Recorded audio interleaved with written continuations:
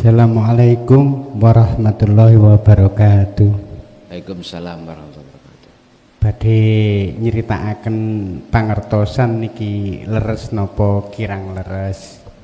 Setunggal badhe tanglet bab masalah hakul yakin. Napa pengertosane niki leres ngeten. Dzikir niku wonten gangsal, mboten sekawan. Sing gangsal niku yo aku iki wis gak kenek tak Napa niku napa? Dzikir niku wonten gangsal. Oh, dzikir. Nggih. Sing terakhir iku yo nyeritakno aku dhewe iki wis. Ngoten. Niku dhahir batin napa leres ngoten? Ngoten nggih. Nggih ngoten mawon. Assalamualaikum warahmatullahi wabarakatuh. Waalaikumsalam warahmatullahi wabarakatuh. Saya harus menghormati pendapat orang lain. Walaupun sering kami sebut tentang masalah dzikir niku ringkese wonten papat, jahri sirri sirul asrar fana'u dzikri.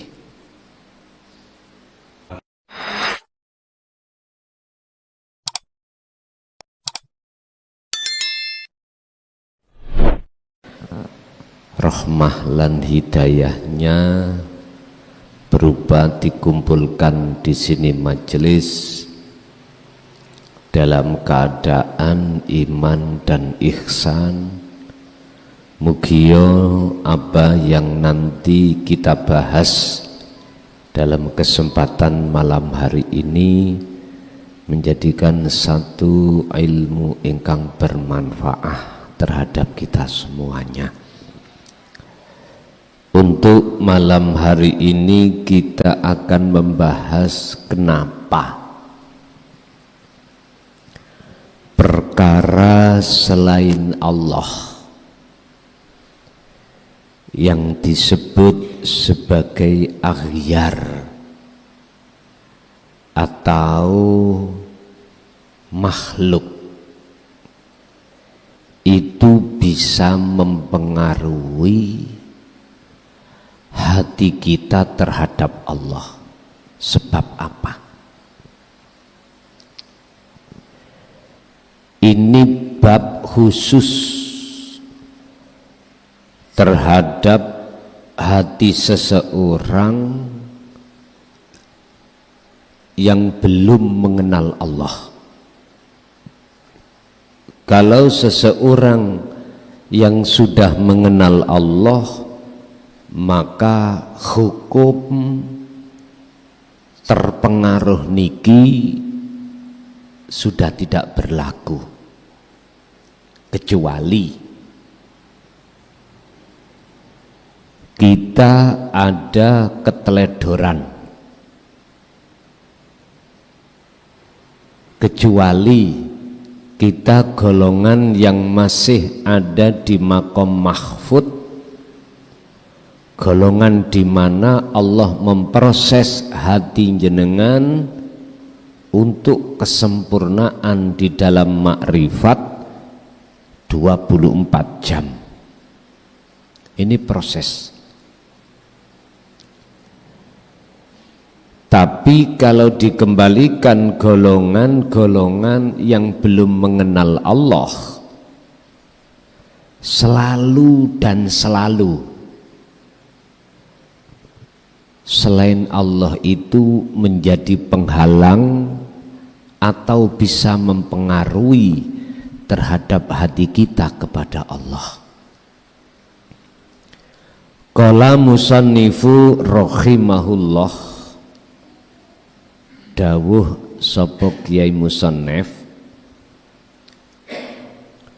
Kiai Musannef niku sing ngarang kitab. Limadza krono apa iku yu'athiru bisa mempengaruhi apa za utawa apa ma isine ma ad-dunya ala qalbil insani ing atase atine menungso. Karena apakah dunia itu bisa menghalangi, mempengaruhi, menutupi hati seseorang manusia? Karena apa? Pertama, alasannya iku adamul imani, ora anane keimanan. Idza nusiha tatkalane den nasehati sapa-sapa ingsan, dinasehati bitauhidi kelawan ilmu tauhid. Mengapa duniawiyah itu bisa menjadi penghalang hati seseorang? Pertama adalah karena seseorang itu ketika saat diajarkan, dinasehati tentang ilmu tauhid, ilmu yang untuk mengesahkan Allah, tidak percaya. Niki dasar paling pokok alasan mengapa hati kita selalu dan selalu bisa dipengaruhi oleh dunia. Nggak usah dunia yang terlalu tebal, Pak. Tipis-tipisnya nggak bisa. Contoh, kita digoda oleh pasangan kita atau anak kita, atau masalah-masalah di dalam kehidupan di dunia ini. Hati kita nggak akan pernah bisa untuk tembus memandang terhadap Allahnya yang satu-satunya sang pelaku yang menggerakkan semua masalah. Mboten saged, tidak bisa.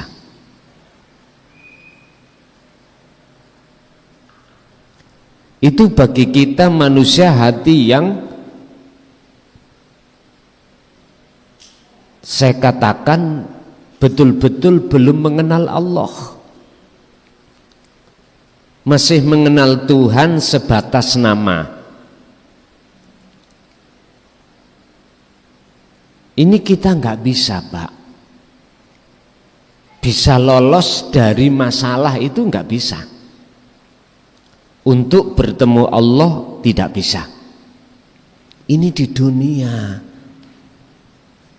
Apalagi setelah kita tinggalkan kehidupan dunia ini, masuk di dalam kehidupan yang kekal, apalagi.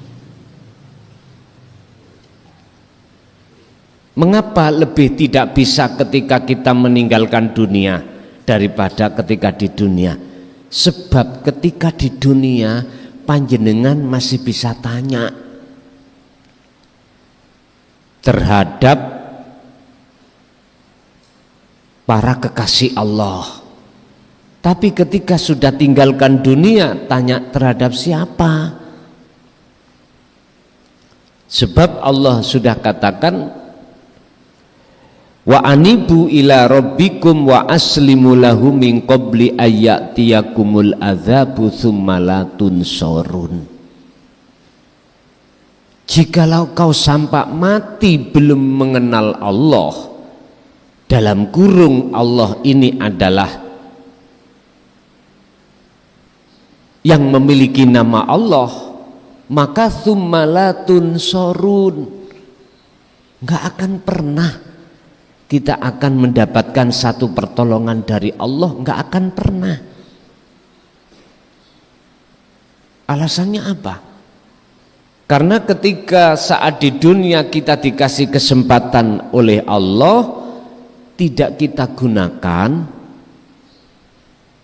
untuk mencari dan mencari takarrub, mendekat dan bertemu Allah.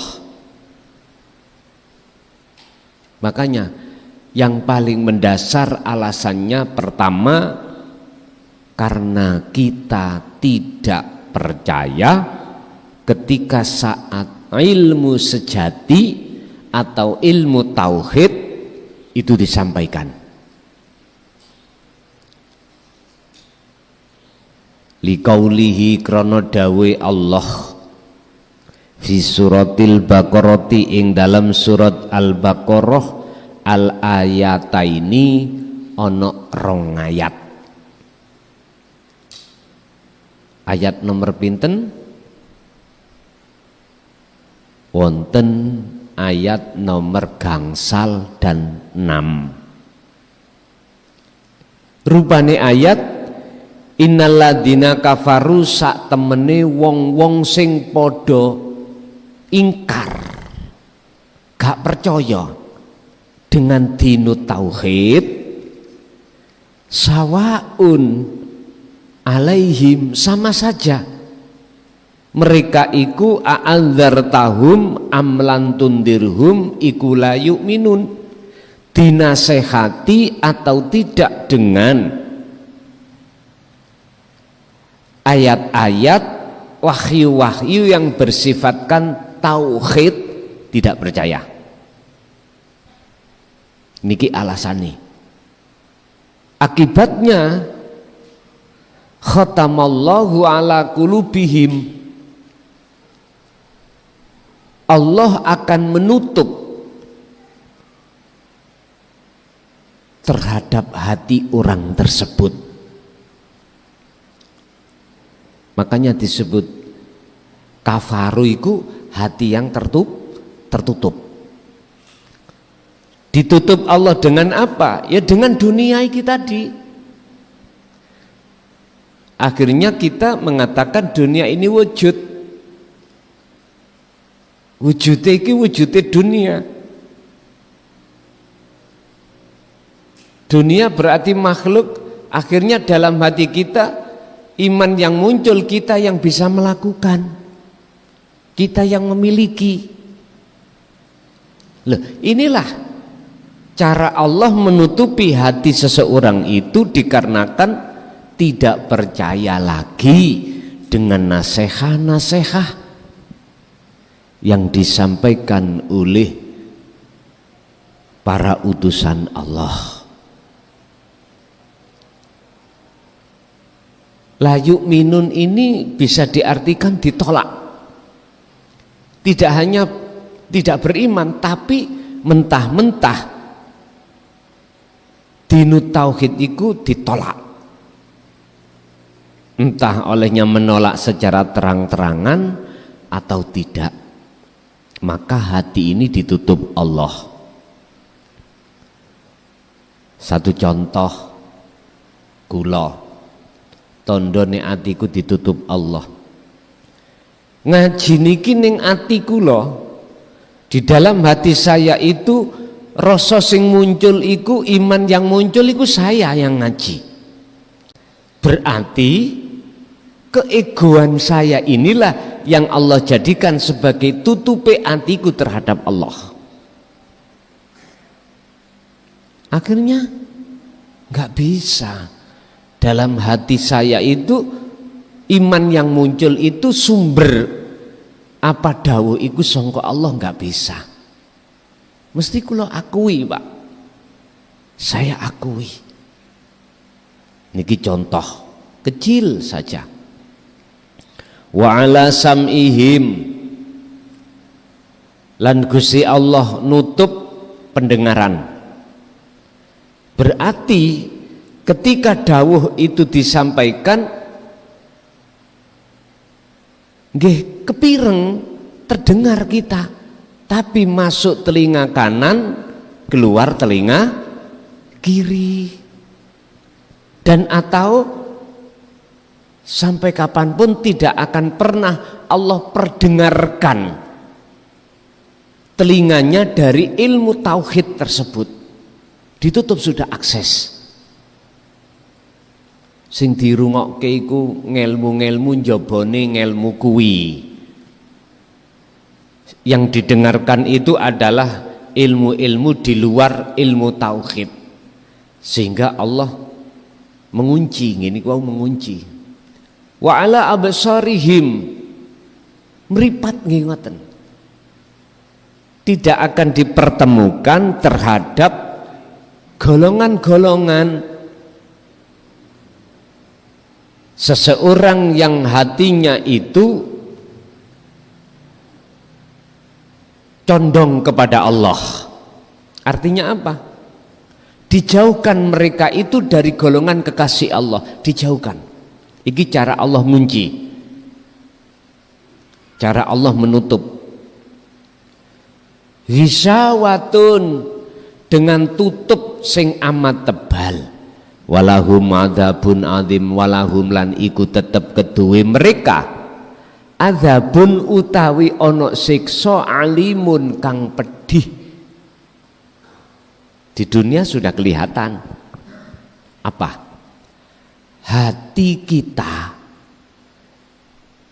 gak nyaman, gelisah, takut dengan persoalan-persoalan urusan dunia. Masih ada kekhawatiran, masih ada ketakutan, kegelisahan, padahal semua yang mengatur kehidupan dunia hanyalah Allah. Dia nggak sadar, mereka nggak sadar, sehingga gelisahnya mereka seperti itu menunjukkan di dunia ini sudah kelihatan walahum adzabun adzim. Gak pernah menemukan ketentraman hati. Sudah kaya masih khawatir melarat. Yang kaya, yang bisnisnya lancar, takut bangkrut, takut pelanggan iku ngalih, buyar.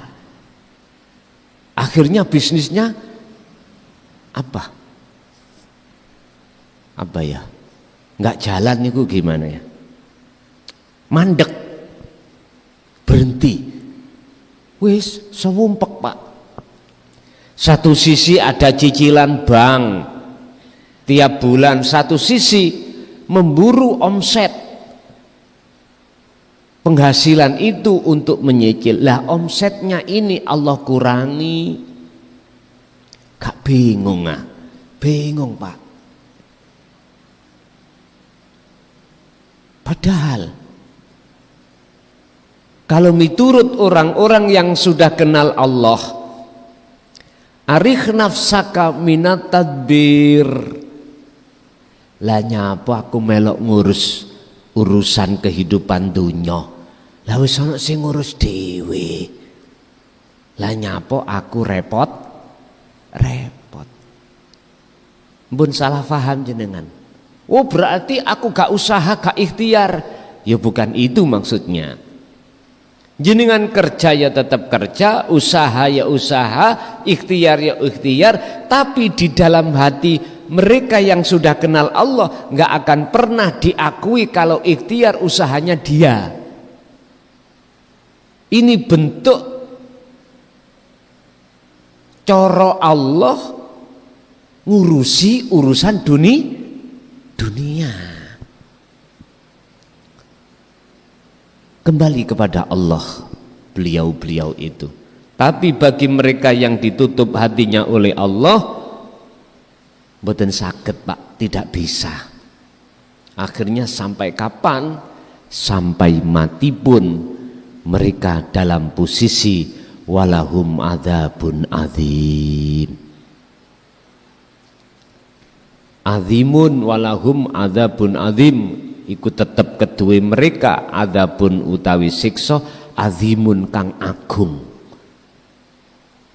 Mereka setelah kematian pun berlanjut Pak, malah mundak tambah agung. Makanya Allah dawuh dalam surah Al-Isra, barang siapa saat di dunia mereka itu kegolong orang yang diazab oleh Allah, maka di akhirat pun juga begitu. Wa adallu, lan lebih besar apa nih azaban siksoni. Ya sudah, itu yang pertama Pak, mengapa dunia itu bisa mempengaruhi dan menghijabi hati seseorang. Yang kedua, iku tafdhilul hayatid dunya, ngutamaake kehidupan dunia alal akhirati, ngalahake ngarekake kehidupan akhirat. Jadi diwalik Pak, diwalik. Kehidupan dunia yang mereka kejar-kejar terlebih dahulu, sementara mengakhirkan kehidupan akhirat. Bahasa sederhana kalau saya mengatakan di dalam surah Al-Qasas ayat 77, justru sebaliknya, raihlah dulu negeri akhirat, lalu negeri dunya iku jangan ditinggalkan. Wabtaghi fima atakallah darul akhirah walatan sanasibaka minad dunya. Ini Allah taruh di atas ya, ini Allah taruh di nomor 1 urusan akhirat ini. Tapi mereka mboten, dibalik. Tafdilul hayatid dunya, ngutamaake kebutuhan kehidupan dunya. Setelah ini sudah mereka peroleh, gak mungkin Pak orang ini akan mencari kehidupan akhirat, gak mungkin. Kecuali mungkin nek wis sepuh, wis rumangsa nyedeki kematian. Ini kalau Allah kehendaki loh ya. Kalau dia masih sepanjang menolak tentang ajaran tauhid, sampai tua, sampai mati pun tetap dia nggak akan pernah dikatakan sebagai orang yang mengkais mencari kehidupan akhirat. Kehidupan akhirat miturut orang syariat dan hakikat beda. Ahli am dan ahli khos beda Pak. Kalau ahli am kita golongan orang syariat, sholat ini termasuk kebutuhan akhirat.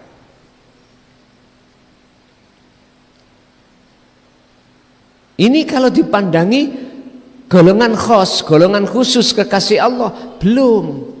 Karena apa kok belum? Karena ketika saya sholat masih hati mengharapkan pahala dan surga. Padahal pahala dan surga itu adalah makhluk. Mestinya ketika wama umiru illa liya'budullaha, mestinya mengharapkan bertemu pada Allah. Tapi saya tidak Makanya dikatakan oleh golongan ahli khos, sholatmu itu tidak termasuk kebutuhan upaya mencari kebutuhan akhir. Isin dunya Pak, isin dunya. Bapak Ibu hadirin rahimakumullah, kama qala kaya oleh cocok kali dawe Allah Ta'ala fi suratil a'la, ing dalam surat al-a'la al-ayata ing ayat 16-17. Bal tu'thirunal hayatad dunya wal akhiratu khairu wa abqa. Bal tu'thiruna, balik mereka iku ngutamaake hayatad dunya. Dengan begitu maka terpengaruhlah dia hatinya dengan keindahan kehidupan dunia. Akhirnya Nafsu membikin bagaimana caranya kenikmatan dunia kehidupan ini seakan-akan terasa kekal, abadi, dan menjanjikan. Wes, kita tertipu, Pak. Tertipu.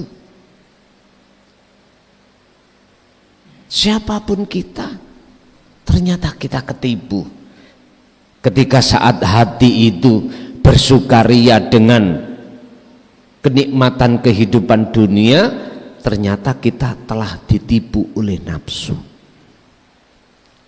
Kita nggak akan sadar, Pak, jikalau tidak mau menerima nasihat-nasihat di dalam tentang ilmu kaweruh atau ilmu tauhid. Mboten saged. Siapapun kita, sampai berapa umur kita,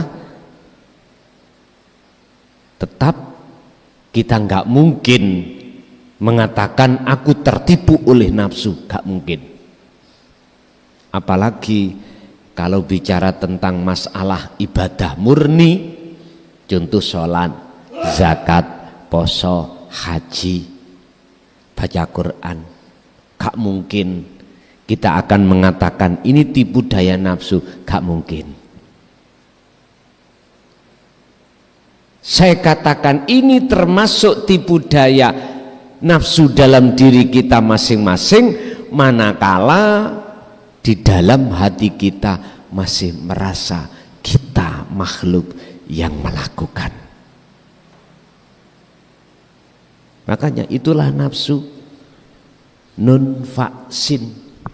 Nafsu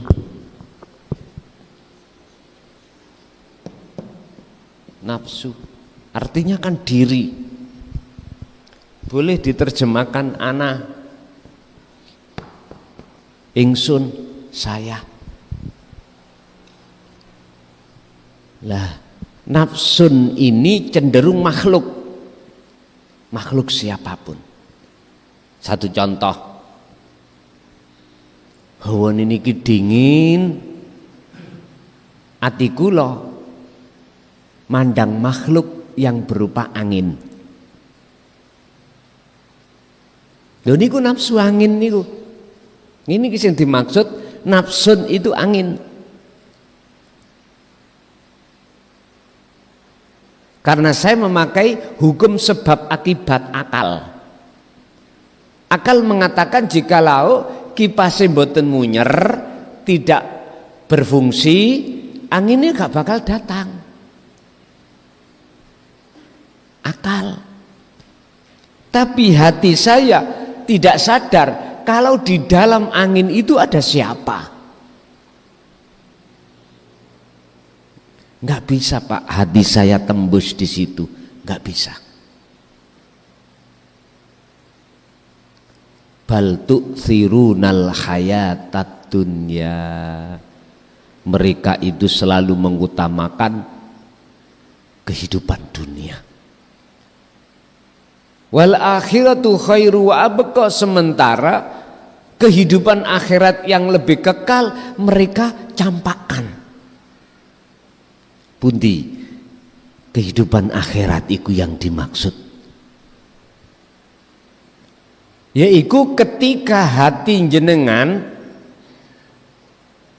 sudah bisa bersaksi terhadap Allah di dalam angin itu siapa, itu berarti alam akhirat. Inilah wal akhiratu khairu wa abqa. Yang hanya dikatakan bisa bersaksi hanya pada Allah, mereka yang hatinya sudah tidak mudah terpengaruh dengan makhluk berupa angin tadi. Inilah, Pak, yang kumaksud para kekasih Allah.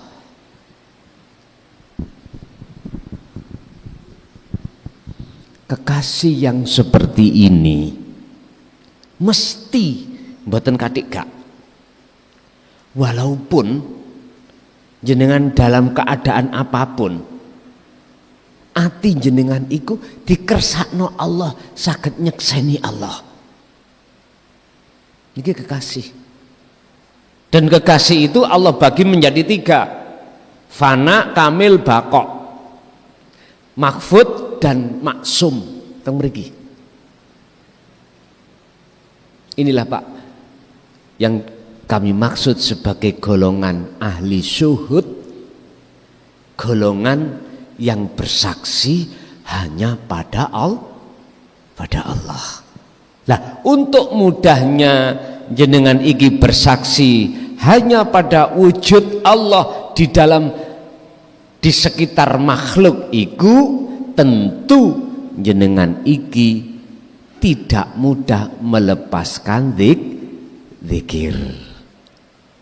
Artinya jenengan kali kula niki sak mampune membawa zikir di dalam hati itu dalam kondisi apapun. Inilah yang menentukan kelas kita di mana. Di fanakah, di kamilkah, di bakokkah. Kamil itu jarang lali. Kalau fana seringlah lali. Tapi esek ditarik Allah untuk bermusyahadah. Walaupun volumenya musyahadah itu kecil. Kalau bakok sudah tidak mengenal lalai. Bapak Ibu hadirin rahimakumullah, inilah Allah katakan sejauh mana hati jenengan memegang taliku. Sejauh mana hati jenengan kalih kula niki melaksanakan zikir di dalam setiap masalah. Si A dan si B kadang juga nggak sama. Intinya, jikalau sering tetap memegang zikir tersebut, maka disitulah Pak yang membedakan antara kelasnya si A dan kelasnya si B. Tapi semuanya itu memang proses dari Allah. Kesimpulannya Pak, olehnya dunia ini bisa menjadi tutupnya hati kita karena sebab pertama, kita tidak mau lagi mendengar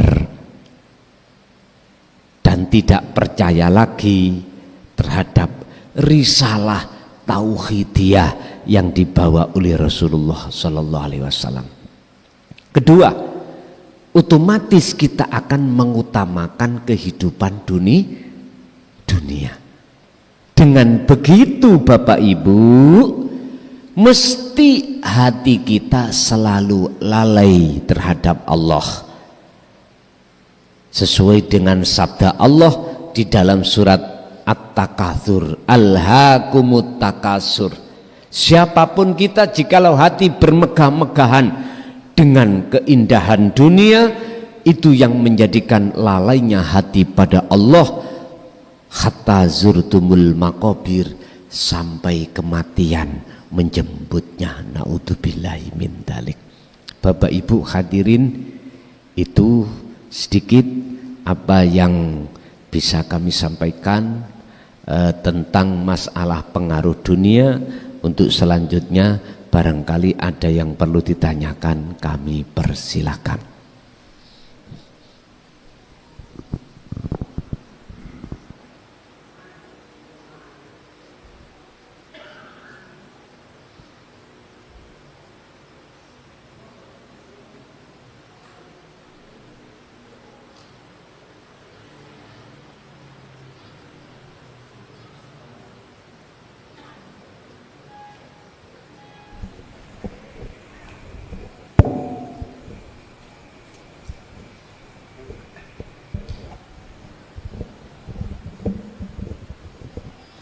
Assalamualaikum warahmatullahi wabarakatuh. Gus niki nyuwun penjelasan ayat ingkang kados napa nggih di bawah sampai mati. Kalau kita ndak mau bertauhid niki Ayatipun surat Yunus ayat 12. Dan apabila Ayat pinten? Ayat pinten? Ayat 12. 12. Nggih. Yunus. Nggih. Dan apabila ditimpa bahaya, dia berdoa kepada kami dalam keadaan berbaring, duduk atau berdiri. Tetapi setelah kami hilangkan bahaya itu darinya, dia kembali ke jalan yang sesat, seolah-olah dia tidak pernah berdoa kepada kami untuk menghilangkan bahaya yang telah menimpahnya. Demikianlah dijadikan terasa indah bagi orang-orang yang melampaui batas apa yang mereka kerjakan. Mekaten Gus, matur nuwun penjelasanipun. Assalamualaikum warahmatullahi wabarakatuh. Waalaikumsalam warahmatullahi wabarakatuh. Kebanyakan manusia ketika di tengah laut kapalnya goyang-goyang, kena ombak, arepe tenggelam, lari ini kemana? Dempet nang Gusti, kan dalam kesusahan. Tapi ketika saat dia itu sudah lepas dari bahaya, sudah ke daratan, beda wis. Dia sudah tidak lagi hatinya senden ning Allah. Bahkan dia melakukan perbuatan yang melampaui batas. Apa? Beriman pada selain Allah. Ini contoh kecil aja.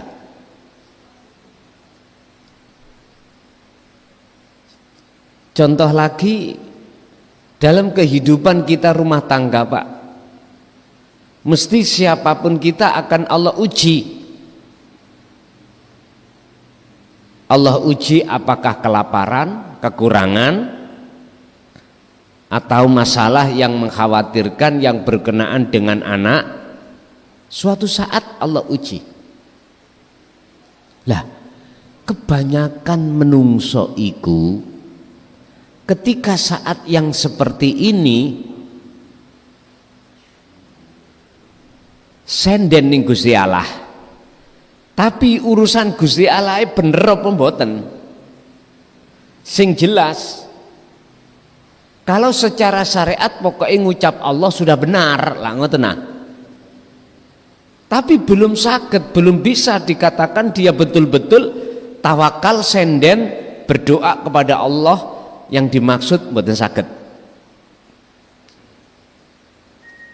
Artinya ketika saat posisi seperti itu, golongan kita itu nyebut Allah. Tapi ketika saat posisi enak-enak, beda Pak. Lalai sudah. Justru mereka melampaui batas. Artinya apa? Merasa dirinya makhluk yang bisa mendatangkan manfaat. Kok gak aku sing bantu ngono? Gak mari. Kok gak aku sing usaha ngono? Gak selesai. Begitulah kita manusia. Lah, supaya tidak masuk golongan yang seperti ini, udkhuluha, manjingo mlebu sira kabeh ing ajaran tauhidiyah. Bermusyahadalah kau, berzikirlah kau. Baru nanti ketika saat diterpa musibah atau tidak diuji Allah, perkara enak atau perkara senang dan susah, ini sudah tidak ada bedanya. Karena jenengan tahu, lha apa aku susah-susah wis ana sing ngatur. Lha apa aku repot-repot ngatur, sebab sudah ada yang ngatur. Makanya dalam satu makalah Syekh Ibnu Athaillah niku berkata, "Arikh nafsaka minat tadbir." Udah, lepasen Rasa rumangsa awakmu sing ngatur, lepasan itu. Sebab apa? Sebab perkara apapun itu semuanya sudah ada yang mengatur. Hasilnya pun sesuai dengan yang ngatur. Siapa? Allah Subhanahu wa ta'ala. Makanya dengan dasar inilah Pak, mohon maaf, kula niki ngaji wong telu ambek wong 1000 padha ae. Sami mawon. Sing penting tujuan kula niki dados. 1000 gak dados, mending telu dados. Teori kula, filosofi adalah ana pitik ngengremin ndok. Daripada sing dinggremi 10 bungker kabeh, mending loro dadi ayam. Ngoten. Jadi saya nggak butuh pengikut ribuan, nggak butuh. Mitut ilmu niku lho. Yang dibutuhkan adalah dadine ati sing urip lagi. Kalau dibanding 10 dadi ambek loro dadi, ya mending 10 dadi. Ribuan dadi kabeh daripada gur telu gur hanya 3 yang jadi, mending 1000 jadi. Kuncinya apa sih? Bisanya hati jenengan kali kula niki tidak mati hati ini alias hidup. Laksana ayam itu, telur itu menjadi anak ayam bisa netas. Kuncinya satu, takwa. Ngilmu sudah jenengan tompo, laku dzikir iku dengan istiqomah terus menerus. Kuncinya ada di situ. Laku jenengan sudah paham cara memfungsikan dzikir sirul asor di dalam setiap keadaan. Tinggal sampean iki gedekno istiqomah, cukup itu. Ngaji-ngaji yang lain menurut kami Mbak ya penting, tapi lebih penting jenengan iki meraktekno khalwate dzikire. Karena posisi sampai niku sih sudah disebut salikin. Apalagi jenengan iki sudah muradin. Kan ada salikin,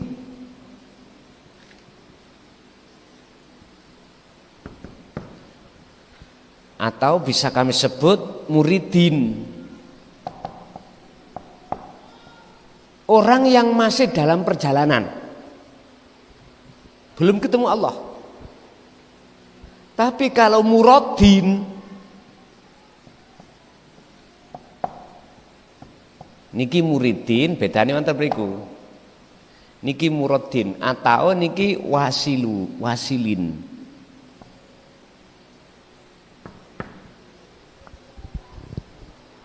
Kalau jenengan kita masih ada si salikin, jenengan ini sudah berjalan, sudah mangan solo, ngombe solo, sholat solo, apapun solo, perjalanan Anda.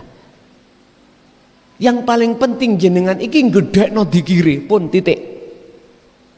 Urusan ilmu ngaji niku ya penting, tapi lebih penting niki dikala jenengan sudah salik. Lah sebelum salik kecuali sik pemula, durung mengerti dasar tauhid, belum mengerti tentang amal, praktek khalwat dzikir, belum mengerti, memang penting dan wajib untuk ngaji. Sebab dengan ngaji mendapatkan kefahaman itulah nanti selanjutnya untuk mengamalkan dengan istiqomah. Nah, bagi jenengan yang sudah wasilin atau wasilun, golongan yang sudah pernah ketemu Allah walaupun sak detik, apa langkah yang harus jenengan lakukan? wajib la buddha ora kena ora, jenengan iki lebih menguatkan zikir. Lebih kuat volumenya kemakrifatan jenengan. Justru jenengan iki ketemu Allah iku tidak membutuhkan waktu berjam-jam, apalagi berhari-hari. Sudah tidak, karena jenengan sudah wasilun. Setiap aktivitas ketemu, setiap aktivitas ketemu. Besarkan volume ketemuan jenengan iki terhadap Allah.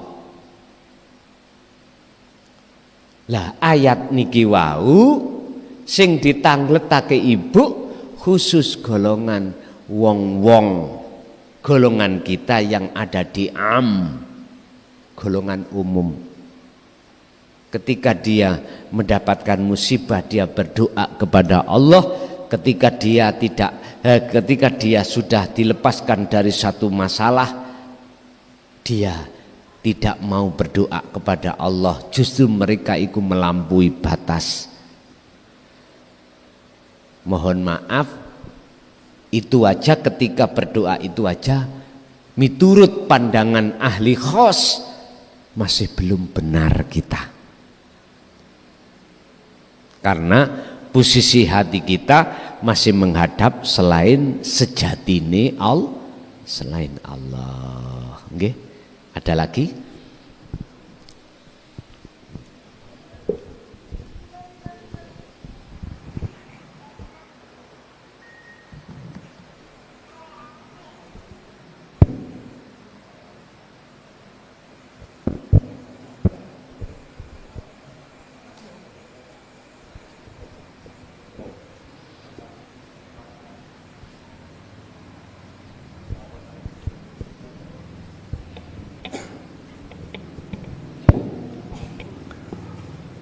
Assalamualaikum Gus. Ngapunten. Ini ki pengalaman pribadi. Nggih nyuwun saran kangge kula mawon. Das pundi mboten jelas, Pak. Ngapunten niki pengalaman pribadi. Niki pengalaman pribadi, Gus. Ngapunten. Nek sampun merasakan satu titik nek sedaya niku pun napa ngarani. Nama A B C D pun mboten wonten, tapi isine namung tangis, Gus. Duka napa niku namine, Gus? Kalih ngeten sing kedua, Gus. Tanggal 21 kula kantong pondok. Niku terakhir Tolong sistemnya diperjelas di dalam. Ngapunten sing nomor kalih niku kula kanteng pondok. Cuma kula mantuk rasa niku mboten saged ilang teng griya. Lah terus kula tilem 1,5 jam mungkin lilir. Lah teng mriki niku ngeten, Gus. Jamaah niku kuwatah, Gus. Nggih kula nggih nyedhek sampean mawon kepengin dirangkul. Cuma kenapa sedaya niku kok mboten ndang cak-cek ngoten, Gus. Cuma sampean teng mriku niku ngrangkul tiyang setunggal. Cobi gak katik nik.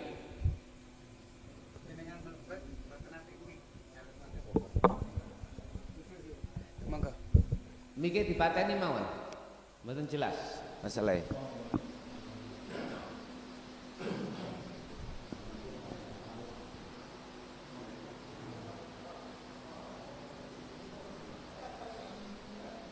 Nggih, das pundi?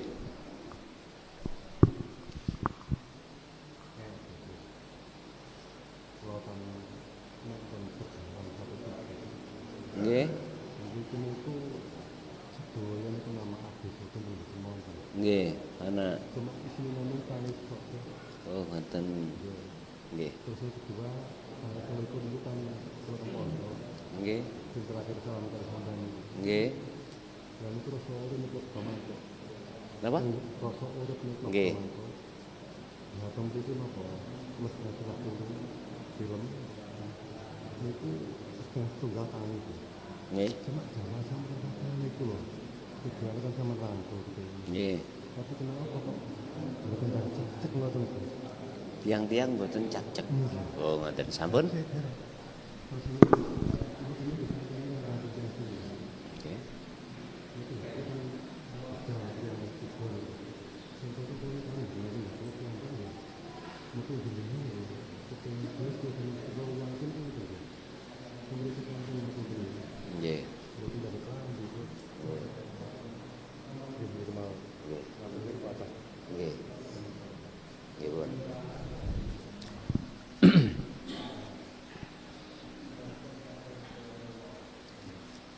sing lebet niki nggih angel ngrungoknone, Pak. Karena di dalam gedung iwuh nek sing Jawi sih jelas gitu. Sing lebet niki angel. Ngapun Kang kathah. Bon. Di sini ada 2 pertanyaan terkait pertama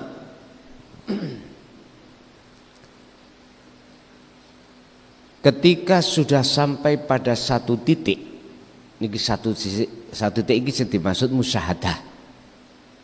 Mengapa selain Allah itu enggak ada?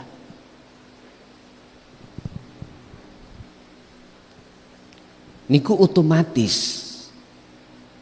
Kalau cahaya lampu niki nur, cahaya iki menyala, maka gelap iku seketika hilang. Niku maksudnya ada di situ.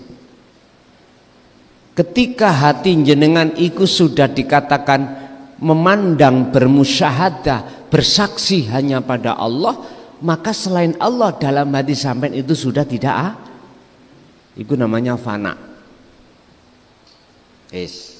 Niki pun resep rumusnya memang seperti itu. Saya simpulkan, jikalau di dalam hati ini masih wonten kelis gambar makhluk, maka jangan harap nyatane wujudnya Allah itu datang. Artinya kemakrifatan jangan harap itu akan datang kepada Allah.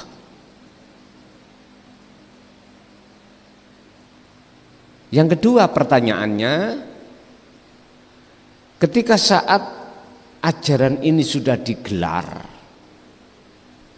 dan kami suruh untuk merapat, mengapa dalam mimpi saya kok banyak yang tidak mau merapat? Ampun heran, Pak. Ajaran ilmu tauhid ini bagi golongan-golongan kita yang masih ada di dianggap aneh. Dianggap ajaran asing, longko. Sehingga sudah menjadi umum kalau mayoritas nggak mau. Sehingga minoritas yang mau menerima niku minoritas. Apalagi disuruh untuk tabek mengikuti Kanjeng Rasul, mengikuti mereka-mereka yang sudah istiqomah di dalam dinu tauhid. Istilah bahasa, jangankan disuruh ngerangkul terhadap orangnya, krungu namanya saja wegah. Kalau sudah golongan hati yang dikunci Allah lho, Pak, wis ta mboten seneng krungu suarane atau namanya disebut, namanya kekasih Allah disebut, nggak mau. Apalagi disuruh ngerangkul, ya mboten gelem lah. Wong krungu tok alergi kok. Dan ini memang sudah wajar. Makanya ayatnya wa aktsaruhum la yu'minun. Kebanyakan mereka nggak percaya. Karena apa? Ajaran tentang ilmu sejati, ilmu tauhid ini dianggap aneh. Mengapa mereka menganggap aneh? Karena merasa Rasulullah tidak pernah menyampaikan. Padahal bukti di dalam Al-Quran Rasulullah pun menyampaikan. Sebetulnya Pak, sebetulnya loh ya, semua manusia itu ada kefitrahan.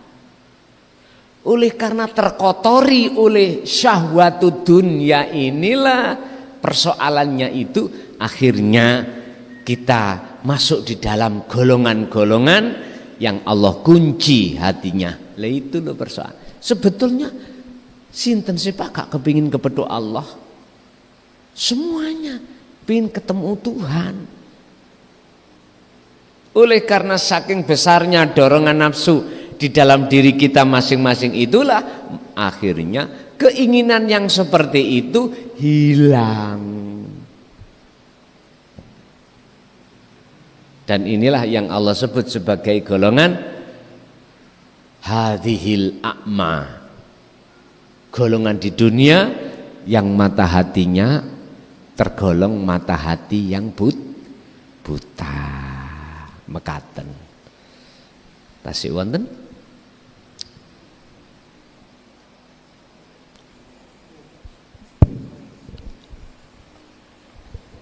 Assalamualaikum warahmatullahi wabarakatuh.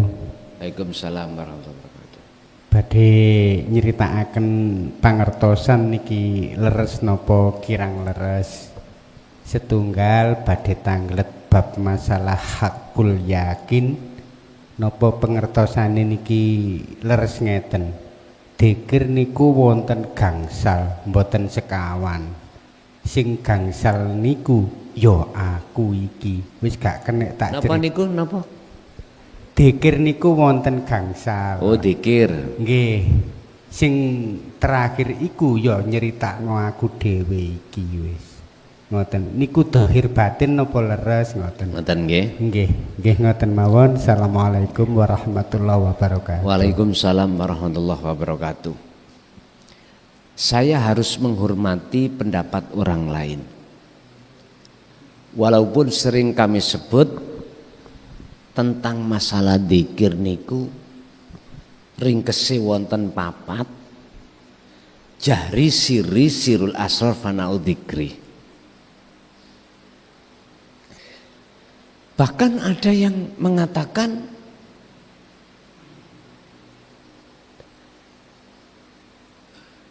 2 tambah 3 berapa Pak?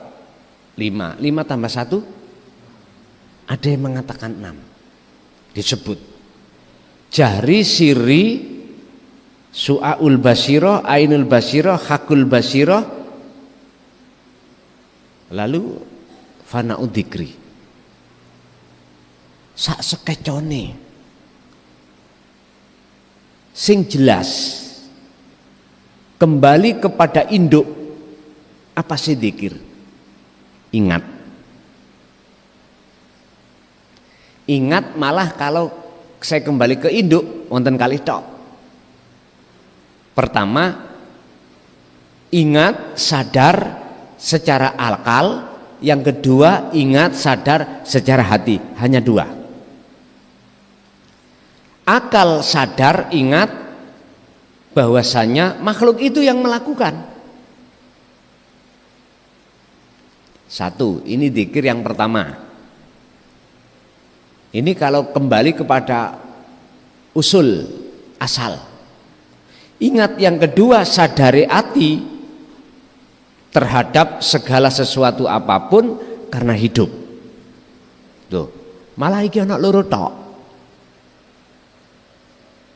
Sing penting kita itu berapapun jumlah kalimat dzikir tahapnya, monggo. Sing penting adalah bagaimana jenengan itu sampai pada ana, sampai kepada fana'u dzikri, sampai pada ingsun, sampai pada keahatan Allah. Itu sing penting. Urusan berapa jumlahnya sak kerso. Berbagai banyak pendapat-pendapat yang mengatakan tentang dzikir. Kalau bahasa sederhana saya gak katean penjabaran, cuman ada 2. Dzikir kembali kepada usul, ingat. Ingat ada 2 macam, ingatnya akal terhadap makhluk, ingatnya hati kepada Allah. Hanya itu. Oke. Ada lain? Tasik wonten? Ibu, ada Bu? Cukup? Bapak Ibu hadirin jamaah rahimakumullah. Monggo kita tutup sarana doa suratul Fatihah.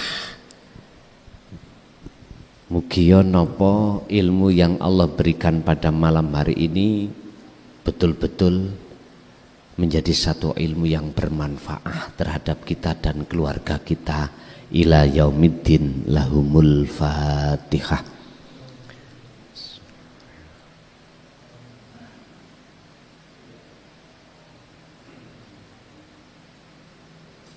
Akhirul kalam, assalamualaikum warahmatullahi wabarakatuh.